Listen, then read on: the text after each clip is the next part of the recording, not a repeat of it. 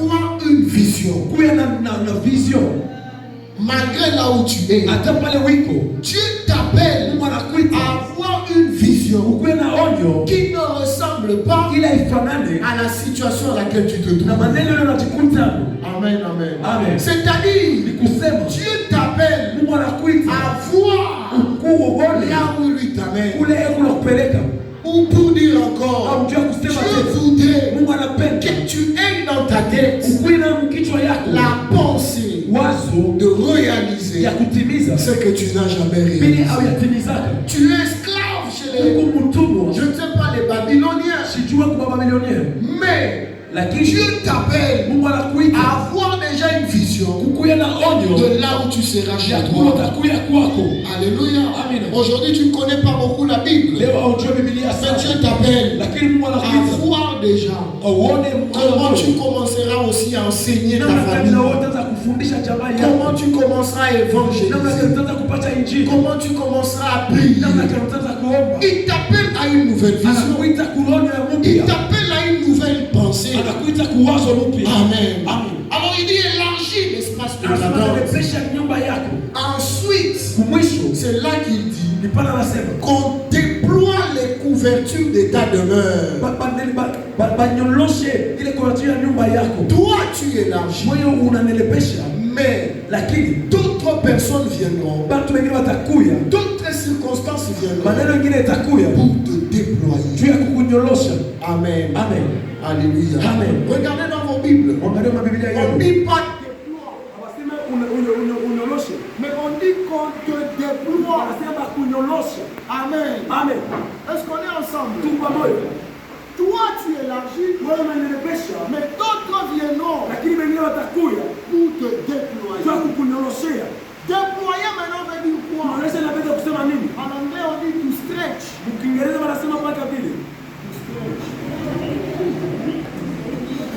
Il y a des habits qu'on appelle stretch.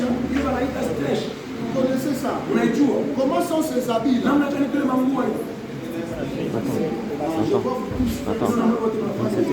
C'est-à-dire quand tu vois cet habit-là, ça paraît normal. Ça paraît normal. Mais quand tu tires, ça se tire. Amen. Amen. Alléluia. Amen. Oui, je suis aussi en train de déployer l'interprète. Amen. Amen. C'est pour vous dire, toi tu peux avoir une vision, mais d'autres viendront pour te tirer. Amen. Amen. C'est pourquoi je dis stretch. Parfois vous ne comprenez pas la signification. Mais aujourd'hui on montre seulement ce que vous comprenez. Et quand on tire, alléluia, Amen. c'est pour atteindre un nouvel espace. Amen. Amen. Alléluia. Amen. Comme il est là debout, je peux tirer son bras. Et ça atteint une dimension qu'il n'en avait pas. Pendant qu'il est comme ça, je peux tirer l'autre bras. Alléluia. Amen. Je peux les laisser comme ça pour Amen. Amen. Mais qu'est-ce que vous comprenez? Il atteint un espace qu'il n'en avait pas. Amen. Amen. Alléluia. Qu'est-ce qu'on peut dire encore? Étendre, c'est chercher à atteindre une dimension qu'on n'avait pas. Déployer, c'est étendre, c'est aussi élargir. Amen. Amen. C'est élargir.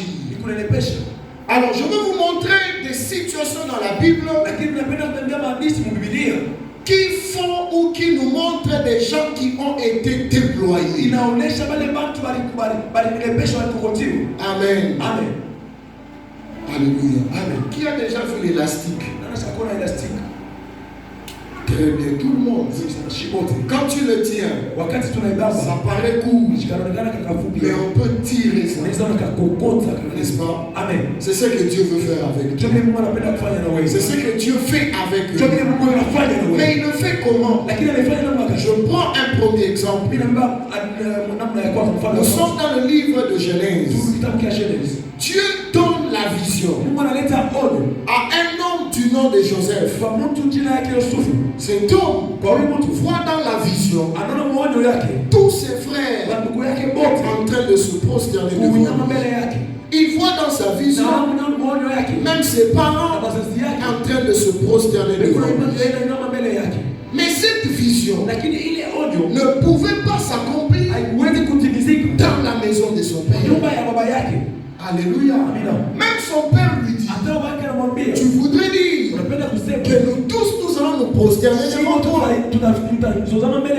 Ce n'est pas possible. Dans ma maison, toi mon fils, que moi je me prosterne devant toi. Alors il a fallu qu'il y ait des concours de circonstances pour qu'il se déploie. Il fallait maintenant qu'il y ait des circonstances pour qu'il puisse s'étendre.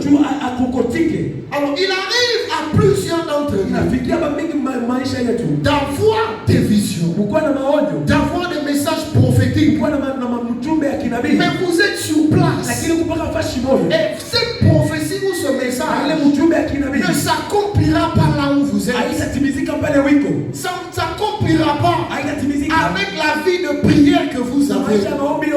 Ça ne s'accomplira pas avec le type de sacrifice que vous faites. Ça demandera plus de prière, plus de sacrifice, plus de consécration. Mais pour y arriver, toi seul tu ne sauras pas. Alléluia. Amen. Alors Dieu t'enverra des hommes, des femmes, la famille, l'église, le quartier, les autorités, les ennemis, pour te tirer. Alléluia. Amen. Ça a commencé avec qui? Avec ses propres frères. Ses propres frères le voient. Ils disent on ne peut pas le laisser avec nous parce que c'est un faiseur de son. Il faut qu'on le vende comme esclave.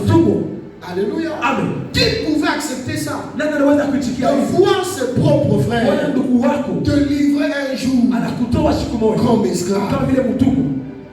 Alléluia. Amen. Qui peut accepter ça? De voir quelqu'un né de son père, né de sa mère, devenir un jour un ennemi de sa vie. Parfois c'est Dieu qui les place sur ton chemin pour que tu quittes là où tu es et que tu arrives là où tu dois réaliser ce qui est réalisé. Qu'est-ce qui se passe? On le voit. Et il quitte la maison de son père et il fait un pas vers la destinée. Ses frères l'ont aidé à se déployer. Alléluia. Amen. À se déployer, Jean et tout. Amen. Amen. Regarde ce terme-là. Amen. C'est pour dire qu'il ne pouvait pas accepter de lui-même quitter la maison de son père.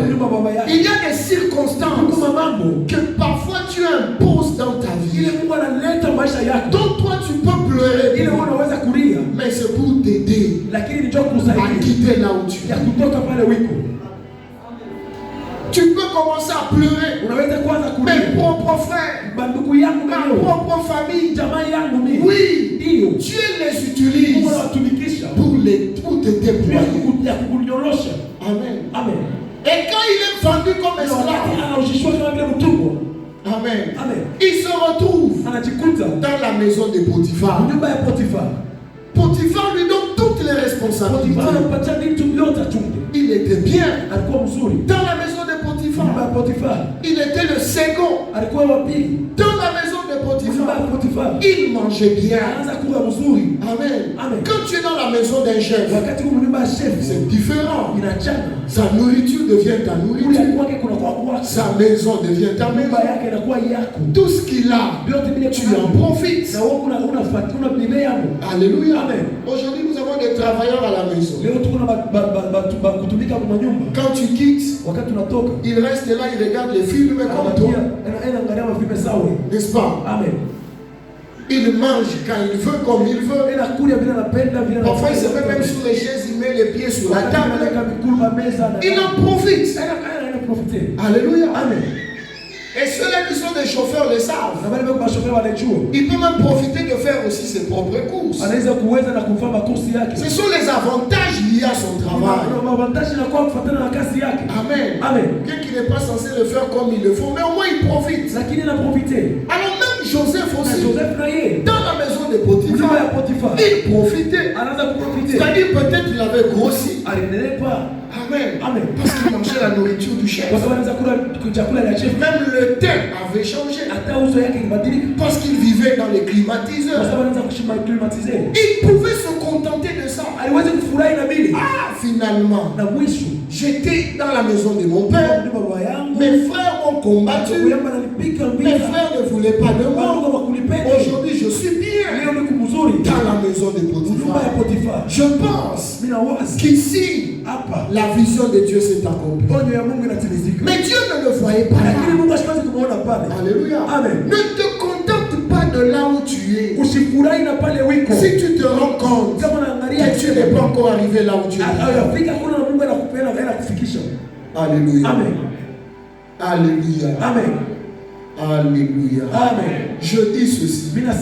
Ne te limite pas à rester aussi longtemps. Tu n'es pas encore arrivé là où tu te vois. Ne te limite pas à ne plus travailler. Si tu n'as pas encore réalisé ce que Dieu voudrait réaliser avec toi. Alors Joseph certainement il disait, ouf, la vie est bonne ici. Je suis bien. Mais Dieu utilise la femme de Potiphar pour faire quoi? Pour le déployer encore. Pour dire tu n'es pas encore arrivé. Je veux travailler avec l'interprète. Ici, il est dans la maison de son père. Avec ses frères. Avec toute la famille. Mais ses frères se lèvent. On le déploie. Alléluia. Amen. Il arrive là-bas. À supposer la destinée est quelque part là-bas. Et quand il arrive là-bas, dans la maison de Potiphar, comme je vous dis, tout semble bien. Mais Dieu comprend que Joseph devient limité. Qu'est-ce que je peux faire pour le faire partie de cette maison? Dieu suscite la femme de Potiphar. Peut-être tu as rencontré la femme de Potiphar. Qui est cette femme de Potiphar? C'est cette personne qui t'accuse injustement. Alléluia. C'est cette personne qui, pour rien, décide de te faire du mal. Amen. Potiphar se lève, cherche un problème avec Joseph. Joseph refuse. Vous connaissez l'histoire. Elle prend le vêtement de Joseph. Elle part montrer à son mari. Regarde le serviteur que tu as mené dans ma maison. Il a voulu me violer. Et il a fui. Mais son habit est resté. Et quand l'homme arrive, est-ce qu'il a même le temps de poser la question? Et les mamans, vous savez quand vous devez pleurer pour convaincre les maris. S'il veut poser la question à le travailleur, donc tu veux maintenant me comparer au travailleur. Donc ma parole égale à la parole du travailleur. Donc tu te retrouves sans position. Toi ne rentre pas. Et quand il arrive, Potiphar, il dit, toi Joseph, je comprends que tu es dans ma maison pour une mission. Et cette mission c'est ma femme. Qu'est-ce qu'il fait? Il déploie Joseph de sa maison vers la prison. Alléluia. Amen. Joseph se retrouve en prison. Reste là. Alléluia. Amen. Et quand il est en prison, qu'est-ce qu'il fera? C'est pleurer. N'est-ce pas? Amen. J'étais chez mon père. Mes frères étaient contre moi. Au moins, je me suis retrouvé dans la maison de Potiphar. Tout semblait bien. J'ai commencé à bien manger, à bien vivre. Mais voilà qu'un problème se lève. Seigneur, qu'est-ce que je t'ai fait? Ce sont des moments où tu dois même commencer à confesser des péchés que tu n'as jamais commis. Ça, c'est déjà arrivé à quelqu'un. Où tu te retrouves dans une situation, tu te dis, Seigneur, est-ce que vraiment je prie? Est-ce que vraiment je suis chrétien? Est-ce que vraiment je te sers? Est-ce que vraiment à l'église on prie? Si vraiment on prie, comment telle chose pouvait m'arriver? C'est le cas de Joseph.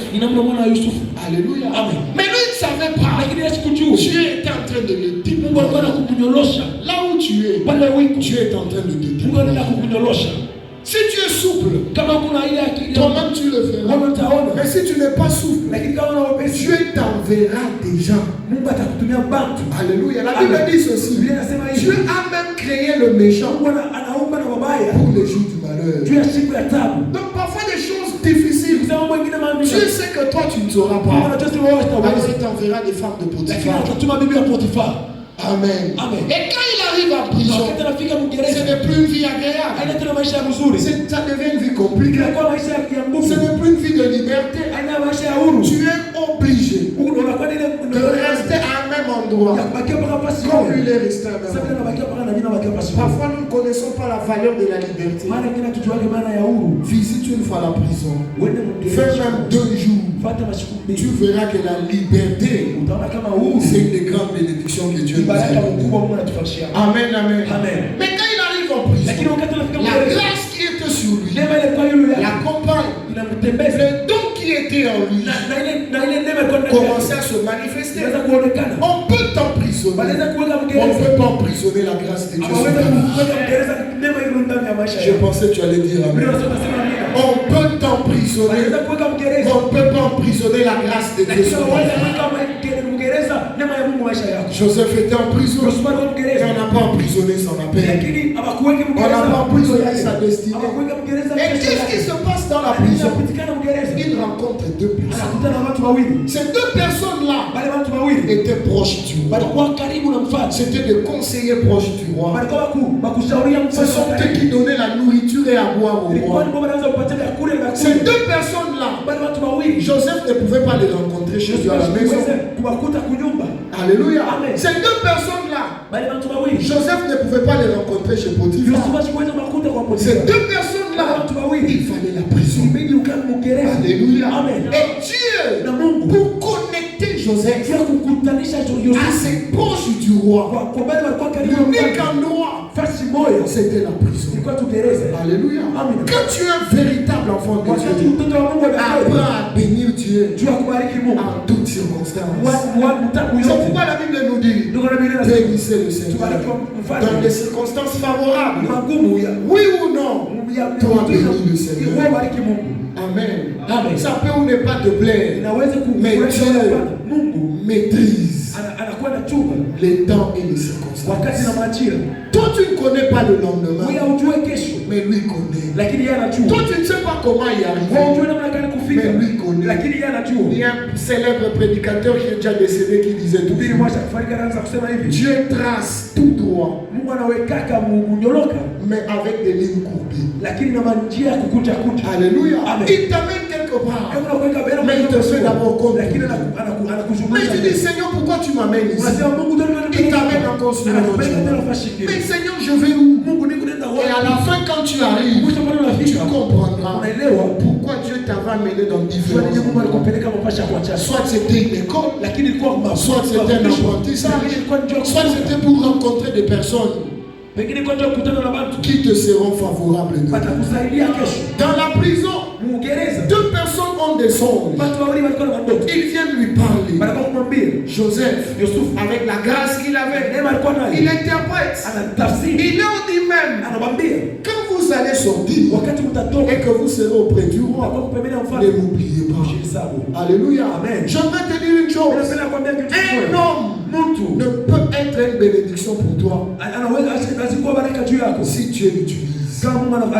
Mais se confier aux hommes, tu vas regretter toute ta vie. Parce que la Bible dit même maudit quiconque celui qui se confie aux hommes. Confie-toi à Dieu et Dieu t'enverra des hommes et des femmes qui te seront favorables. Alléluia. Alléluia. Amen. Dans la prison, ils quittent, ils oublient Joseph. Mais les dieux qui réalisent des choses irréalisables. Dans le palais royal, le roi a un son. Dieu créera des circonstances où toi seul sera la solution. Alléluia. Amen. On regardera toute l'église. Ici, il n'y a que tel qui peut faire ça. On regardera dans toute la vie.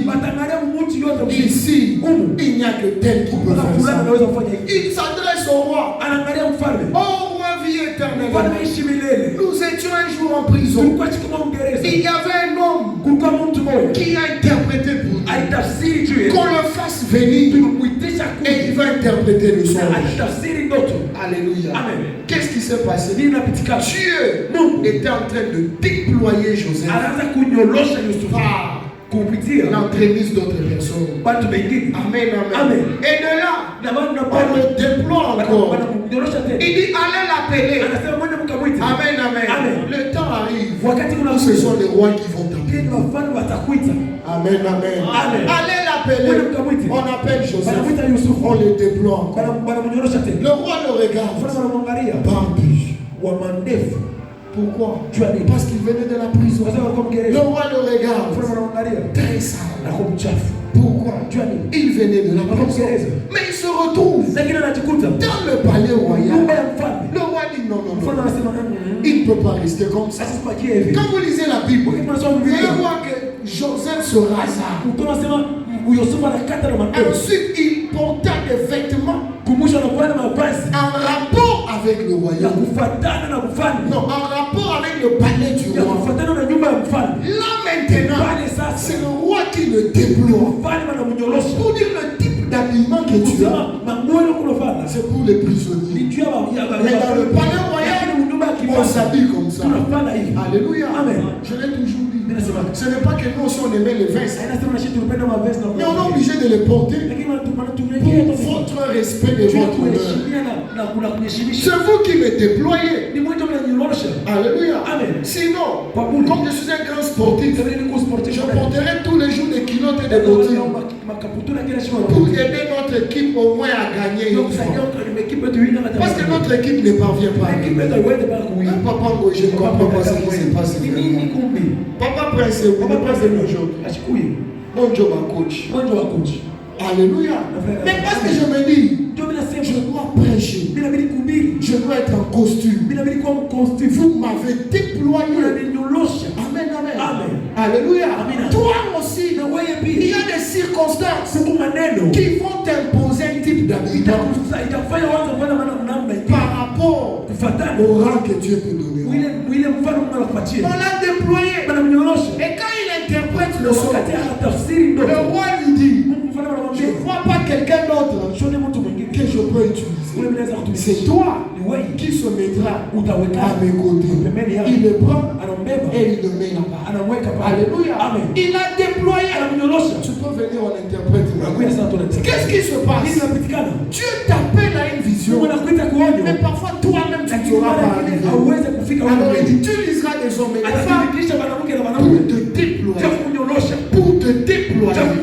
Pour te déployer jusqu'à ce que tu arrives. Amen. Je prends un autre exemple. C'est Anne. Anne dans la Bible. Anne, son mari l'aimait beaucoup. Vous savez ça? N'est-ce pas? Son mari donnait même beaucoup d'offrandes à cause de sa femme qu'il aimait. Le problème d'enfant ne disait rien à son mari. Il a accepté sa femme telle qu'elle était. Mais Anne se contentait aussi de ça. Oui, mon mari même. Ça me suffit. Mais Dieu utilise pour déployer Anne. Amen, amen. Je ne sais pas si vous me comprenez. Amen, amen. Dieu pour te faire arriver là où tu dois arriver, il est capable d'utiliser qui il veut. Quand il veut, comme il veut. Il suscite Pénina. Pénina a les beaux services. Qu'est-ce que faisait Pénina? Chaque matin quand il se lève, elle se moque de Anne. Tu n'as même pas d'enfant. Elle se lève demain. Regarde mes enfants. Elle se lève le lendemain. Regarde ceci. Et quand Anne voyait cela, elle pleurait. Alléluia. Quand Anne voyait cela, elle jeûnait. Quand Anne voyait cela, elle allait toujours au temple. Alléluia. Pourquoi? Parce qu'il y avait Pénine à côté. Pour dire tu ne resteras pas en paix jusqu'à ce que tu réalises ce qui est irréalisable. Amen. Donc toi aussi, Dieu mettra des hommes et des femmes. Alors Pénine a se levé, insulté Anne. Pénine a se levé, se moquer de Anne. Pénine a se levé, pouvait dire tout ce qu'elle pouvait. Anne, je suis fatiguée. Elle est allée au temple. Elle a prié. Elle a pleuré. Seigneur, si tu peux me donner un mal. Alléluia. Il y a des gens qui prient aujourd'hui à cause des circonstances. En commençant par moi, votre pasteur. Moi, j'ai crié au Seigneur parce que je voulais un diplôme d'État. J'ai présenté la première fois. J'ai joué, tous les années ont réussi. J'ai dit Seigneur, maintenant moi qu'est-ce que je peux faire? J'ai couru à l'église. C'est comme ça que j'ai donné ma vie au Seigneur. C'était un moyen par lequel Dieu voulait me tirer pour les servir. Alléluia. Certains aussi prient aujourd'hui. Certains parce qu'ils étaient malades. D'autres parce qu'il y avait la sorcellerie. Tellement la sorcellerie dans la famille. Tu dis moi je dois me protéger dans le Seigneur. En réalité, tu es passé par ça pour te tirer dans sa maison. Alléluia. Nous n'avons pas tous cru de la même manière. D'autres prient parce qu'ils sont nés dans des familles où il y a des chrétiens. D'autres prient parce qu'ils voulaient la solution. Mais cherchant cette solution, Dieu les attire. Alléluia. C'est pourquoi notre thème ce matin, qu'on te déploie pour réaliser ce qui est réalisable. Amen. Et quand elle a prié, elle a même augmenté sa vie de prière. Amen. C'est à toi d'être souple avec Dieu. N'attends pas que les circonstances te poussent à la prière. Vous savez que Dieu est amour. Qui sait que Dieu est amour? Que Dieu vous bénisse. Est-ce qu'on peut acclamer le Seigneur? Je comprends qu'à la bonne séance, nous savons que Dieu est amour. Ne faites pas sortir les enfants éternels. Ils sont une leçon pour nous ce matin. Amen. C'est pour dire, parce qu'il est amour, il est aussi jaloux. Amen. C'est quoi la jalousie? Quand il ne te voit pas, tu ne viens plus à l'église comme tu venais. Tu ne les sers plus comme tu les servais. Tu ne donnes plus comme tu donnais. Tu n'es plus consacré comme tu l'étais. Il t'envoie béni. Il t'envoie les frères de Joseph. Il crée des circonstances où à cause de ce que tu traverses, tu dis je dois jeûner. Je dois aller à la montagne. Je fais la nuit de prière. Tu commences à augmenter ta vie de prière. Et quand Dieu te voit, il dit, au moins je vois mon enfant dans ma présence. Alors toi n'attends pas les circonstances pour augmenter ta vie de prière. Même à l'occasion de rien, organise des jeûnes. Même à l'occasion de rien, prie dans ta chambre. N'attends pas que ton mari te fasse des histoires pour organiser des retraites dans la chambre. N'attends pas que les enfants font des histoires pour organiser des jeûnes et prières. N'attends pas qu'au travail qu'on te maltraite. Vous dites pasteur, prie pour moi toute la nuit. Je dirais oui, je prie pour toi. Mais quelques temps après, je veux ronfler. Parce que moi, je ne sens pas la même douleur que toi. Alléluia. Alléluia. Alors dis à ton voisin, Dieu va te déployer. Alléluia. Pour réaliser ce que tu es censé réaliser. Et aujourd'hui, Anne est la mère de Samuel. Et Samuel est le prophète qui a oué les 2 premiers rois d'Israël. Toute une grande bénédiction. Mais s'il s'était contenté de l'amour de son père, elle n'allait pas avoir aujourd'hui Samuel qui est une bénédiction pour l'Église. Je vous donne encore un autre exemple. C'est notre Seigneur Jésus-Christ. Alléluia. Quand il est venu sur la terre, oh, c'est extraordinaire. Il a opéré des miracles. Il a opéré des signes, des prodiges. Les gens mangeaient les pains. Même quand c'était insuffisant, il multipliait les pains. Même quand les poissons étaient insuffisants, il les multipliait. Mais à la fin, c'était pas ça la mission. Alléluia. Il a fallu qu'il puisse arriver au bout de sa mission. Quelle était la mission? Mourir à la croix. Pour que toi et moi nous sauvions. Les pains là qu'il a multipliés, ça n'allait pas nous sauver. Les poissons qu'il a multipliés, ça n'allait pas nous sauver. Marcher sur les eaux, les gens acclament, ça n'allait pas nous sauver. Alléluia. Ressusciter les morts, ça n'allait pas nous sauver. Guérir les aveugles, c'était très bien, mais ça n'allait pas nous sauver. Mais qu'est-ce qui devait nous sauver? Mourir à la croix. Alléluia. Mais pour mourir à la croix, il ne pouvait pas lui-même aller auprès des rois. Je suis là crucifié. Dieu a suscité Judas. Alléluia. Dis à ton voisin, Judas. Dis-lui à l'oreille, Judas était important pour ta vie. Est-ce qu'on est ensemble? Bonne séquence, est-ce que vous m'écoutez? Est-ce qu'on est ensemble? Dieu a suscité Judas. Dis encore à ton voisin, bénis Dieu pour les Judas de ta vie. Amen. On voit toujours Judas du mauvais côté. Judas traître. Judas a trahi Jésus. Jésus-Christ lui-même se tape la poitrine pour dire je suis le bon berger. C'est-à-dire quoi? C'est lui qui garde les brebis. Mais parmi les brebis, un s'échappe. Jésus lui-même, le bon berger. Un s'échappe. Il devient traître. Il part accuser. Il part le trahir. Il prend l'argent. Alléluia. Amen. Tout le monde pouvait dire, mais comment Jésus, suis le bon berger, mais il se fait trahir par un des disciples. Il ne savait pas comment.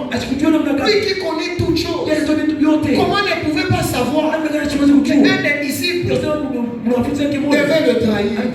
Non, il le savait. Alléluia. Mais il fallait qu'il y ait un Judas. Dans ta vie, il y aura parfois des Judas. Alléluia. Aide-moi encore à dire à ton voisin, ne t'étonne pas des Judas. Amen. Dis à quelqu'un, ne t'étonne pas des Judas. Parce que nous pleurons. Mon propre frère m'a trahi. Ou le frère de l'église m'a fait ça. Ou ma soeur m'a fait ça. Ou quelqu'un du travail. Tu commences à pleurer. Non, peut-être il a fait ça pour te déployer. Il fallait faire quitter Jésus de cet aspect de spectacle et de miracle. Il fallait le déployer pour qu'il devienne le sacrifice qui devait sauver toute l'humanité. Amen. Il fallait que toute l'humanité soit sauvée. Mais il a fallu un Judas. Donc apprenons ce matin que Judas est une bénédiction pour les saints. Amen. Vous ne voulez pas dire amen? Vous ne voulez pas dire amen? C'est ça la maturité. Apprendre même à embrasser ceux-là qui te font du mal.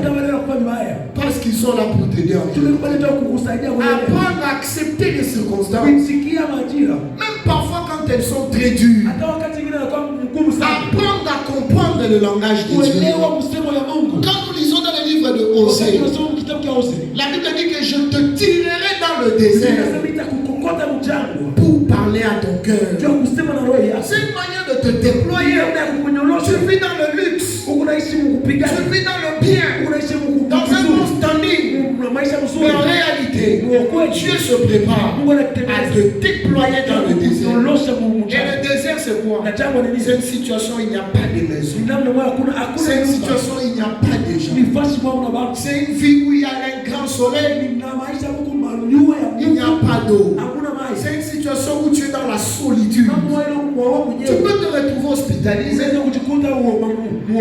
Où il y a les heures de visite. On dit on te visitera qu'à 12 heures. À 12 heures là, nous tous occupés, on n'est pas venus. Et tu es seul sur le lit d'hôpital. Tu dis Seigneur, vraiment, comment je me retrouve ici? Tu prends même la Bible que tu as oublié il y a des mois. Tu commences à lire la Bible et tu commences à nous envoyer des versets bibliques sur WhatsApp. Tu deviens même évangéliste international. Pourquoi?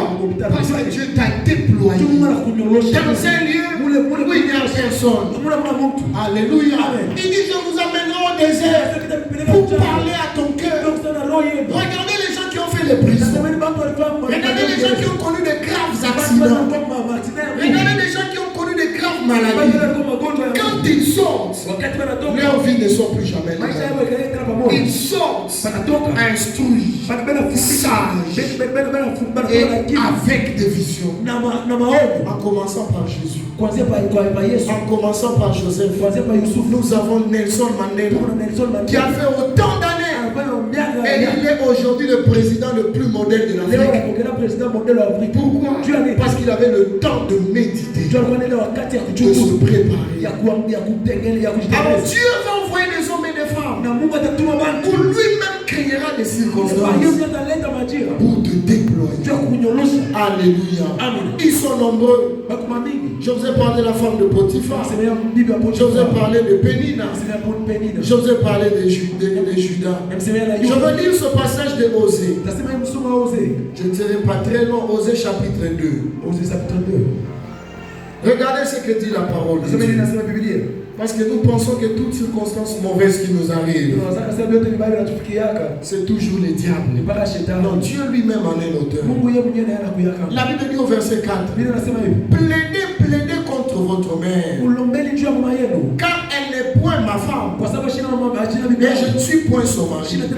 Qu'elle ôte de sa face ses prostitutions, de son sein ses adultères. Sinon, moi je la dépouille nue et je la mets comme au jour de sa naissance. Je la rendrai semblable à un désert.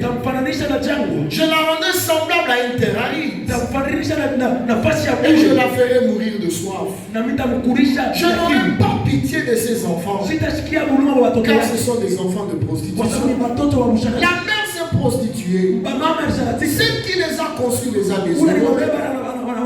Car elle a dit, j'irai vers tous mes hommes qui me donnent mon pain et mon eau, mon huile et mon boisson. Voici pourquoi voici. Je veux fermer son chemin avec des épines et y élever un mur afin qu'elle ne trouve pas de sentier. On parle de cette femme qui représente la nation d'Israël, qui s'est prostituée aux autres dieux, qui s'est prostituée aux autres divinités à cause du manger. Mais Dieu dit, voilà, je veux fermer ses sentiers. Alléluia. Donc parfois Dieu lui-même bloque et ferme. La Bible dit encore, elle poursuivra ses amants, mais elle ne va pas les atteindre. Elle va les chercher, mais elle ne trouvera pas. Puis elle dira, j'irai et je retournerai vers mon premier mari. Et la nation d'Israël représente l'Église. L'église, c'est l'épouse de Christ. Donc Christ est notre mari. Cherchons le renfort, la force, l'appui, le soutien auprès de notre Dieu. Par celui l'époux de l'église. Mais quand nous cherchons refuge auprès des autres divinités, vous verrez que Dieu lui-même va rétrécir le chemin. Amen, amen. La Bible dit ceci. Alléluia. Au verset 16 et le suivant. C'est pourquoi, voici, je veux l'attirer. Amen. Voici, je veux les déployer. Amen, amen. Et je veux moi-même la conduire au désert. Et je parlerai à son cœur. Parce que Dieu sait, quand tu es isolé de tout le monde, quand tu n'es plus occupé, c'est alors que tu deviens attentif. Alléluia. C'est alors que quand il parle, tu te réveilles même le matin. Tu dis, pasteur, j'ai prié toute la nuit. Dieu m'a dit, Dieu m'a montré. Et tu as prié toute la nuit, pourquoi?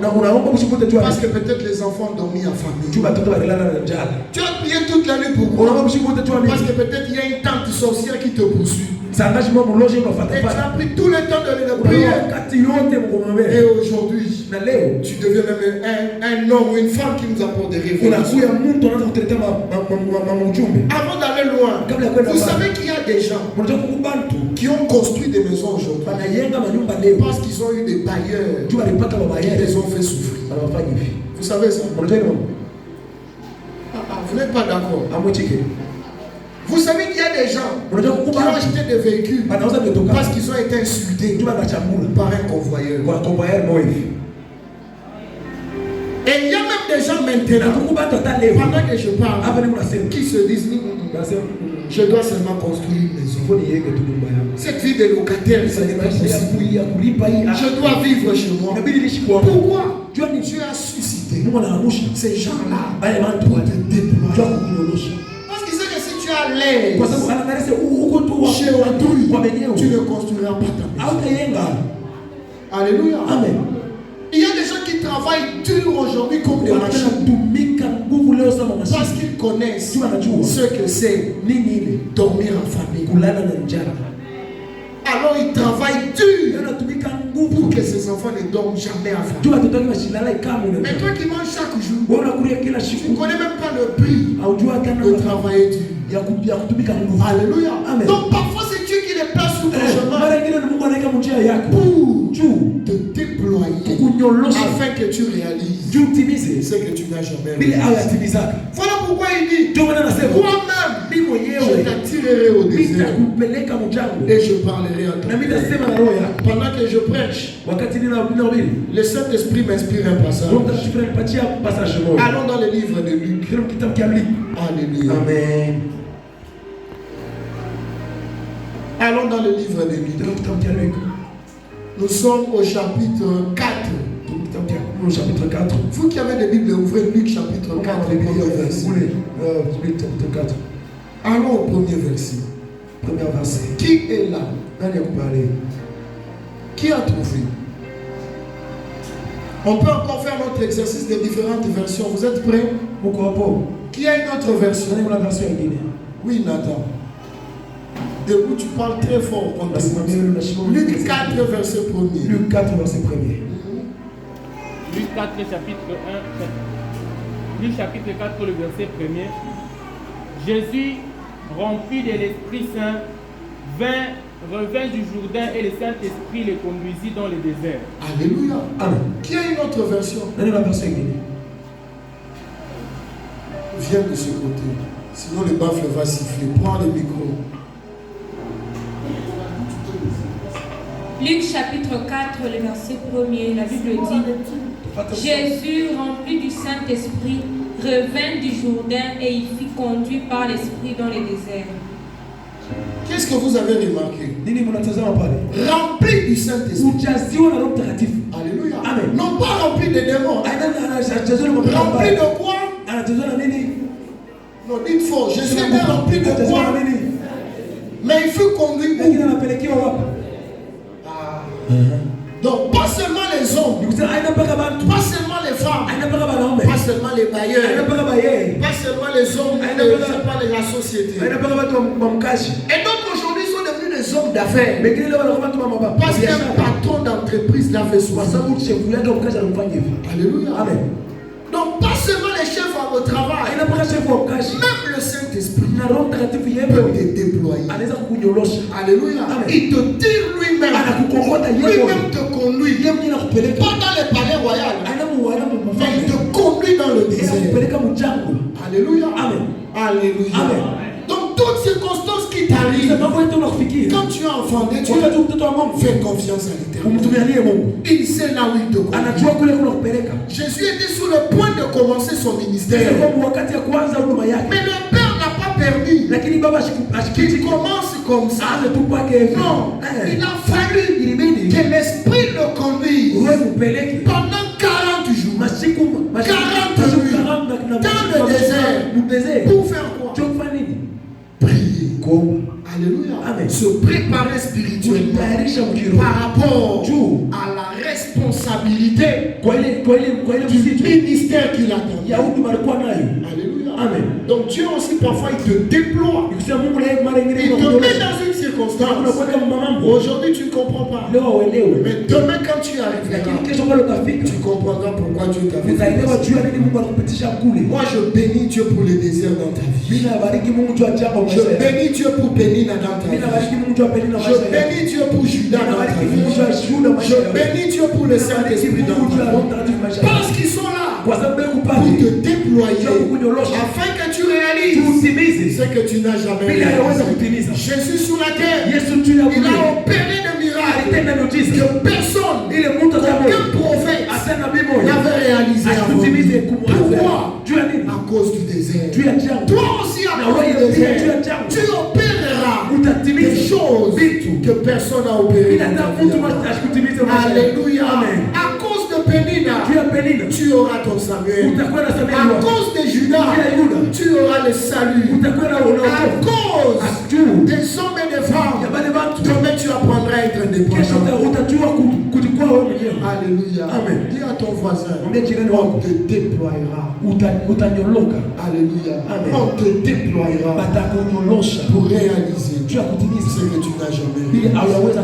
Il y a des gens qui jeûnent et qui prient aujourd'hui parce qu'ils étaient malades. La maladie les a déployés. Alléluia. Amen. Il y a des gens qui travaillent dur aujourd'hui parce qu'ils ont été chômeurs. Le chômage les a déployés. Donc, toutes circonstances qui nous arrivent en qualité d'enfant de Dieu, c'est toujours une bénédiction. Que Dieu bénisse sa parole. Acclamons le Seigneur. Alléluia. Amen. Gloire à Jésus. Amen, amen. Amen. Ton mari traîne parce que Dieu est en train de le déployer. Et quand il viendra dans ta vie, il apprendra à t'aimer. Parce qu'il connaît la force du Seigneur.